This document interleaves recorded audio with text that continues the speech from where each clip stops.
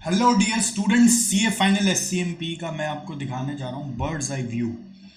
Birds eye view basically हम लोग बनाते हैं बहुत साल से स्टूडेंट्स के लिए टू हेल्प यू अंडरस्टैंड कि कौन से चैप्टर से कौन सा क्वेश्चंस आ रहा है। ठीक है। मैं आपसे एक रिक्वेस्ट करूंगा at the end of this discussion कि आपको कैसा एक और बर्ड्स आई व्यू बना के देखना चाहिए। मैंने एक ऐसा बना के दिया, आपको अपनी तरफ से भी एक और देखना चाहिए। ये बेसिकली आपको अंदाजा देता है कि किस चैप्टर से कहाँ आ रहा है और आपने उस चैप्टर पे वजन दिया है कि नहीं दिया है। टॉपिक्स का अंदाजा नहीं लगता, चैप्टर का अंदाजा लग रहा है, बट मैंने कोशिश किया है कि चैप्टर में भी जो सब चैप्टर्स होते हैं उसके हिसाब से बर्ड्स आई व्यू आपको दे। सबसे पहले देखो, जैसे होता है ना, इसका फ़ायदा ये आपको मैं दे दूंगा, ये आप मेरे टेलीग्राम चैनल से डाउनलोड कर लेना और वीडियो के डिस्क्रिप्शन में भी लिंक रहेगा। और ऐसा मैं एसएफएम का भी आपको दिखाऊंगा। तो क्या होता है, इससे पता क्या चलता है, पहले ये समझो कि आपने कोई सा टॉपिक क्या छोड़ रखा है। और दूसरा चीज़ है कि कई बार कोई एक स्ट्रेटजी बना लिया जाए अभी से कि जिससे कि हम ये क्वेश्चंस को तो करने का सोच ही रखें, ऐसा अभी से दिमाग में बैठा लिया जाए। It helps you lot to strategize your exam paper. अब जैसे देखो क्या होता है, आपको मालूम है एससीएमपी में थ्योरी और कुछ कुछ चैप्टर एकदम थ्योरेटिकल चैप्टर है। जैसे चैप्टर नंबर 1 पूरा थ्योरी है, चैप्टर नंबर ये 8 जो परफॉर्मेंस मेजरमेंट वाला पूरा थ्योरी है, बजट चैप्टर पूरा थ्योरी है कि नहीं है? ये पूरा थ्योरी चैप्टर है, ये पूरा थ्योरी चैप्टर है। तो थ्योरी पढ़ते पढ़ते हम लोग पगला जाते हैं एकदम, और वो थ्योरी को साइड करते रहते हैं और पता चलता है लास्ट में कि वो थ्योरी हेवी हो गया पूरा। कई बार बच्चे उल्टा करते हैं, थ्योरी पहले पढ़ते हैं इतना ज़्यादा कि थ्योरी पढ़ते पढ़ते ऐसे फिर पगला जाते हैं कि भाई प्रैक्टिकल रह ही जाता है। तो एक बैलेंस प्रिपरेशन की दरकार पड़ती है और पता चलता है कि हाँ, किस पे बहुत ज़्यादा थ्योरी घुस के पढ़ना है, किस पे बहुत ज़्यादा थ्योरी नहीं पढ़ना है। तो अगर आप एक चीज़ देखोगे, फर्स्ट चैप्टर से उतना ज़्यादा फ्रीक्वेंट क्वेश्चंस नहीं है, तो उसके थ्योरी उतना घुस घुस के आप सारा क्वेश्चन उसको घोटोगे तो बहुत ज़्यादा फ्रीक्वेंट क्वेश्चंस नहीं है। अब ये ज़रूरी नहीं कि इसमें फ्रीक्वेंट नहीं है तो आपका में भी डैश लगेगा, ऐसा नहीं है। हो सकता है आपका एग्जाम में ही कुछ आ गया, बट क्या है ना, कितना कितना पढ़ना है वो कहीं ना कहीं आपको कट ऑफ मारना पड़ता है। ठीक है। बट आप देखना, टीक्यूएम से हर बार कुछ ना कुछ आ रहा है छुटका, 10 मार्क का, 5 मार्क का, 20 मार्क का। कोई 2 बार नहीं आया, बट ऐसा नहीं है। वो क्या है ना, एक टर्म तो मान लो नहीं आया, नहीं आया कोई बात नहीं है, बट इसका मतलब ये नहीं कि वो अनइम्पॉर्टेंट है इससे। लेकिन बहुत ज़्यादा मार्क्स का ऐसा मतलब नहीं दिख रहा कि 20-20 मार्क का ही आएगा, ऐसा नहीं लग रहा। 5-10 मार्क का ज़्यादा फ्रीक्वेंसी है ना, तो उसके हिसाब से ऐसे एनालाइज करते हैं इसको। थ्योरी ऑफ कांस्टेंट देखो, ऑन एंड ऑफ 10 मार्क का आता है। सप्लाई चेन मैनेजमेंट जब आता है 20 मार्क का आ जाता है, तो उसका सारा इन आउट्स पता होना चाहिए और उसका 20-20 मार्क का जब जब जो जो एग्जाम में क्वेश्चन आए उसको जरूर देख के जाना चाहिए। ठीक है। जस्ट इन टाइम से हर बार 10-15 मार्क तक का एवरेज आप पकड़ सकते हो, आप ये सब का एवरेज भी निकाल के स्टडी कर सकते हो। टारगेट इस चैप्टर से देखो, टारगेट कॉस्टिंग से प्राय आता है, life cycle costing, target costing देखो एक दूसरे का कभी कभी साथ में भी आ रहा है और कभी कभी कॉम्प्लीमेंट्री बन के भी आ रहा है। ठीक है। परेटो कभी आता है कभी नहीं आता है, तो बहुत ज़्यादा परेटो पे घुसना नहीं है। ठीक है। एनवायरमेंटल मैनेजमेंट अकाउंटिंग बीच में बहुत आ रहा था, अभी नहीं आ रहा है। ठीक है। तो इन्वायरमेंटल मैनेजमेंट अकाउंटिंग फिर भी देखा जा सकता है। मतलब ज़्यादा इंपॉर्टेंट क्या लग रहा है, target costing, life cycle costing. तो इसका अगर थ्योरी प्रैक्टिकल अच्छे से कर लो तो क्या है ना, प्रोबेबिलिटी हाई है। देखो अनहोनी तो कुछ भी हो ही सकता है, बट फिर भी प्रोबेबिलिटीज जिसका हाई है वो पता लगा रहे हैं। जस्ट इन टाइम का प्रोबेबिलिटी हाई है, इधर टीक्यूएम का प्रोबेबिलिटी हाई दिख रहा है। ठीक है। जिसका हाई दिख रहा है वो एस्टिमेट कर रहे हैं। फिर देखो रेलिवेंट कॉस्टिंग का प्रोबेबिलिटी बहुत हाई है, मेक और बाय का प्रोबेबिलिटी बहुत हाई है, की फैक्टर सब कॉन्ट्रैक्टिंग पे उतना ज़्यादा जोर नहीं है, लर्निंग कर्व पे उतना ज़्यादा जोर नहीं है, प्राइसिंग स्ट्रेटजीज का प्रोबेबिलिटी हाई है। परफॉर्मेंस मेजरमेंट जो एक खौफनाक इतना सारा सम्स वाला चैप्टर है, इतना सारा क्वेश्चन है उसमें, उसका ओवरऑल बहुत ज़्यादा सिग्निफिकेंस ही नहीं दिख रहा है। तो आपको सबका टर्मिनोलॉजीज मालूम हो, मोटा मोटा आइडियाज़ हो, तो उसके हिसाब से अब देखा जाएगा। कुछ एक आध क्वेश्चन जो 20-20 मार्क के इसके आए हुए हैं ना, वो क्वेश्चंस को खाली एक बार स्टडी कर लिया जाए कि कैसे लिखा जाता है, और वो प्रोमिनेंट क्वेश्चंस है देख लिया जाए तो उतना होता है। मतलब जो जो बहुत ज़्यादा घुस के एक एक क्वेश्चन नहीं देख के जो जो इंपॉर्टेंट रिपीटेड क्वेश्चंस हैं वो देखेंगे तो हो जाएगा। ट्रांसफर प्राइसिंग बहुत हाई प्रोबेबिलिटी है, आएगा ही आएगा, फिक्स्ड है। फिर देखना स्ट्रेटेजिक एनालिसिस उतना ज़्यादा नहीं है, दिख रहा है ना। बजटरी कंट्रोल बहुत प्रोबेबिलिटी हाई है। अब मान लो आपने एनालिसिस नहीं किया और पता चला बजटरी कंट्रोल छोड़ रखे, तो एक रिस्क लेके जा रहे हैं ना। स्टैंड कॉस्टिंग बहुत प्रोबेबिलिटी हाई है।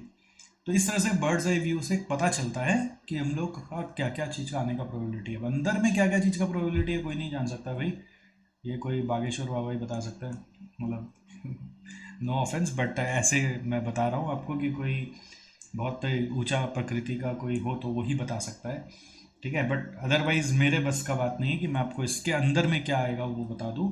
बट मैं आपको एज अ स्टूडेंट अगर मैं पढ़ रहा होता तो मैं ये ज़रूर एनालिसिस करता, ठीक है। मैं आपको जो बोल रहा था ना एक और तरह का एनालिसिस, ये मतलब मेरे लिए संभव नहीं हो पाया अभी, बट आपको जरूर करना चाहिए, और वो कैसा होगा वो मैं आपको बता रहा हूँ। तो वो कैसा होना चाहिए, जैसे आप क्वेश्चन नंबर वाइज एनालिसिस करो।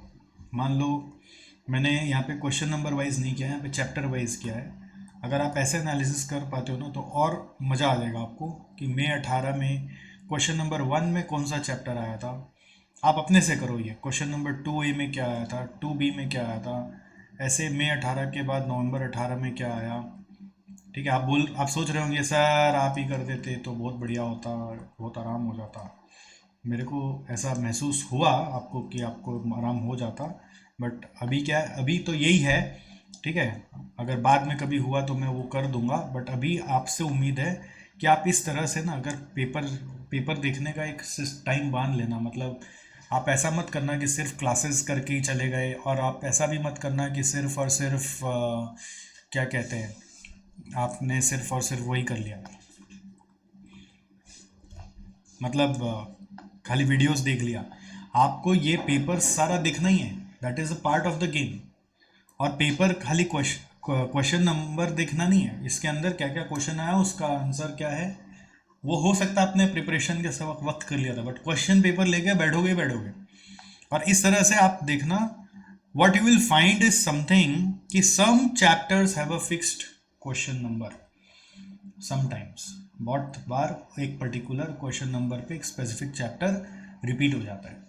तो that way you do the analysis and share with me, this is my WhatsApp number, you can note it even if you're not my student, don't worry, share it with me, I will prove it, I will check it, मतलब validate it and confirm to you कि आपने जो किया सही किया है। सब चीज़ देखो मैं बना के भी दे सकता हूँ, बट उसका फ़ायदा उतना नहीं होता, जब जब आप खुद बनाते हो उसका ज़्यादा फ़ायदा होता है, ठीक है। इस तरह का एनालिसिस करना आपको एक बार और चाहिए मेरे राय में, ठीक है। मैंने चैप्टर वाइज बताया, आप क्वेश्चन नंबर वाइज भी करो, और ये एक टाइम देना अपने प्रिपरेशन में कि आप हर चैप्टर का क्वेश्चंस इस तरह से देख रहे हो। इसी तरीके से आपका एसएफएम का भी मैं करके लाया हूँ। एसएफएम में तो गजब ही है, मतलब हर चैप्टर से कुछ ना कुछ है। ये फर्स्ट चैप्टर थ्योरी वाला है तो उससे देखिए 4 नंबर का है। रिस्क मैनेजमेंट भी थ्योरी ज़्यादा आता है, उससे कभी कभी वो वार का क्वेश्चन आ जाता है तो वो 8 मार्क का बन जाता है। तो थ्योरी प्लस प्रैक्टिकल है कि नहीं। हर चैप्टर से इक्विटी एनालिसिस से 8 मार्क का है ही, फिक्स इनकम से 8 मार्क का है ही, पोर्टफोलियो से 16 मार्क का है, सिक्योरिटाइजेशन से थ्योरी आती है प्राय 4 मार्क की, म्यूचुअल फंड से 8 मार्क का आता ही है, फिर डेरिवेटिव से 8 मार्क का आ ही रहा है, फॉरेन एक्सचेंज से 8, कभी 12 आ रहा है, इंटरनेशनल फाइनेंशियल मैनेजमेंट वो इंटरनेशनल कैपिटल बजटिंग का सम्स कभी आता है, कभी कभी 2 बार ही नहीं आया, ज़्यादातर आया है। इंटरेस्ट रेट रिस्क मैनेजमेंट वही स्वॉप्स वगैरह, उससे भी हमेशा आ रहा है। कॉर्पोरेट वैल्यूएशन से कभी कभी नहीं आया, 1-2 बार, बट ज़्यादातर आ ही रहा है। मर्जर से हर बार आ रहा है। तो स्टार्टअप फाइनेंस से भी आ रहा है। तो मतलब कोई भी चैप्टर आप छोड़ के जा रहे हो ना तो that will become a risk. और एसएफएम में क्या होता है, थ्योरी अलग से डेडिकेटेड क्वेश्चन नहीं होता पहले के सिलेबस के जैसा, क्वेश्चन के साथ प्रैक्टिकल के साथ पंच किया हुआ रहता है, तो आपको थ्योरी बाई कंपल्शन अटेम्प्ट करना पड़ जाता है। तो इससे क्या समझ में आ रहा है कि जैसे अगर आपको ये बर्ड्स आई व्यू देखने को मिला तो आपको पता चला, अरे यार रिस्क मैनेजमेंट तो छोड़ ही दे रहा था मैं, अरे यार मैं तो फाइनेंशियल पॉलिसी वाला चैप्टर तो ध्यान से उतर गया, अरे यार मैं तो सोच रहा था सिक्योरिटाइजेशन भूल ही गया था एकदम। तो ये देखने से याद आ जाता है, अरे इससे भी आता है यार, नहीं ऐसा नहीं छोड़ नहीं सकते एकदम भी। इंटरेस्ट रेट रिस्क मैनेजमेंट छूट ही जाता आपका, मर्जर पे आपका उतना ध्यान ही नहीं जा रहा था, ठीक है। तो मर्जर से पता चला कि या गया, या फिर आप मर्जर किए थे तो आपको पता चला अच्छा चलो मेरा इस बहाने 12-13 मार्क यहाँ से उठा लूँगा, फॉरेक्स अच्छे से किया हुआ है तो उससे उठा लूँगा 2, पोर्टफोलियो से उठा लूँगा 3। इस तरह से अपना ना एक जाल बिछा लिया जाता है कि मैं कहाँ कहाँ पे हाथ मारूंगा ही मारूंगा, जिससे कि एटलीस्ट मेरा पहला जो 50 नंबर का भूख है वो शांत हो जाए, उसके बाद देखता हूँ और क्या होगा, ठीक है। So that's how bird's eyes analysis, bird's eye view always help the students, and I really wish कि आप इसको उपयोग में लें और अपने लेवल से भी एक बार और कर लें, सो दैट सिलेबस के साथ साथ क्वेश्चन पेपर भी आपके ग्रिप में आए। ये सारा पेपर्स जितना भी है, 3, 3, 6 जितना भी है क्वेश्चन पेपर, सब आपको इंस्टीट्यूट साइट वगैरह पे मिल जाएगा। 1, 2, 3, 4, 5, 6, 7, 8, 9, 10, 11, ये सारा का सारा पेपर्स आपको सॉल्व करने के लिए टाइम निकालना है। अगर टाइम नहीं निकाल रहे हो, क्लासेस ही करो, तो एक बार सब क्लासेस बंद कर दो और अपना टाइम शेड्यूल में इसको पहले घुसा दो कि इसको करने में मेरे को, एक पेपर को करने में मान लीजिए एग्ज़ाम में 3 घंटा लगता है, आपको 5 घंटा लग जाएगा, उससे ज़्यादा नहीं लगेगा। तो 5 घंटा अलॉट करके आप एक एक पेपर का जितना क्वेश्चन है सब अटेम्प्ट करो और देखो कि आप कहाँ खड़े हो, और उसके हिसाब से है ना अपना एक ड्यूरेशन प्लानिंग कर लो, दिन में जितना घंटा पढ़ते हो उसके हिसाब से। कोई पेपर में 5 घंटा लगेगा तो कोई में 4 भी लगेगा, बट कोई में 3 भी लगेगा, तो उसके एवरेज के हिसाब से 4 घंटा के हिसाब से हर पेपर को टाइम डिवोट करके उसके लिए शेड्यूल में टाइम निकालो। अगर आप ये 3, 3, 6, 2, 8, 2, 3, 11 पेपर ये सब सॉल्व कर लिए, है ना, कई बार होता है आप लोग खाली 2 ही पेपर करते हैं, 3 पेपर करते हैं, नहीं होता, उससे सारा करना चाहिए। कर लिए ना तो आपका मुंह पे रटा हुआ होगा कौन सा क्वेश्चन कहाँ से आया, कौन सा क्वेश्चन कहाँ से आया, ये तो एकदम नया आ गया। और आपको ना सारा एग्जाम का दाव पेच समझ में आ जाएगा।